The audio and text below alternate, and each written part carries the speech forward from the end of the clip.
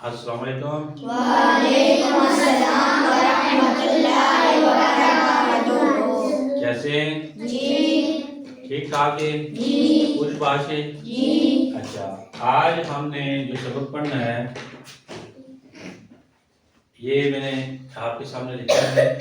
जैसे हम पढ़ लेते हैं पहले, इससे पहले हमने 11 हरूफ की शक्लें पढ़ ली थी। जी आज नंबर शुमार के लिहाज से हर्फ नंबर 12 है। ठीक है, ये कौन कौन से आज हमने हर्फ पढ़ने?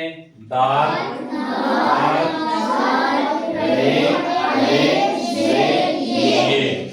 ये हमने आज इनकी अशकाल पढ़नी है। ठीक है, ये जो हरूफ है जब अलग लिखे जाते हैं, ये दाल जो है वो आप इसी तरह अलग शक्ल इसी तरह होती है दाल।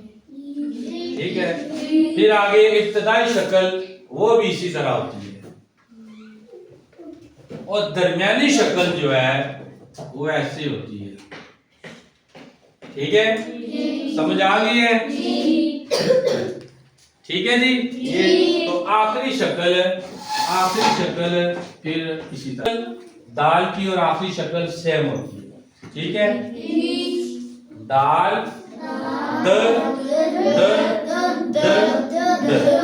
समझ आ गई? दाल खानदान की एक हर्फ की शक्ल आपको पता चल गई, बाकी दो की पता चल गई। इसी तरह आगे रे खानदान, कौन सा खानदान आगे? रे खानदान। रे खानदान का जिस तरह आपने ये देखा है इसी तरह यही है। तो जो इधर रखेंगे तो आपको समझ आ जाएगी। ये जो अलग शक्ल है, अलग शक्ल सबकी इसी तरह होगी। ठीक है, जिस तरह अलग शक्ल में लिखते हैं ना इसी तरह होगी।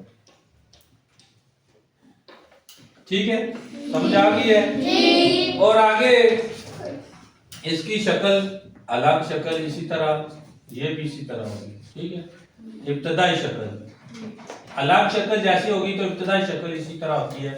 बाद हरूफ की चेंज हो जाती है, बाद की वही शक्ल रहती है, जो उसकी असल शक्ल है वही रहती है। अब ये जो अशकाल हैं इनको हम देखते हैं, आपको बड़े अच्छे। ये क्या है? दाल द दाल ये आवाजें। ठीक है, जाल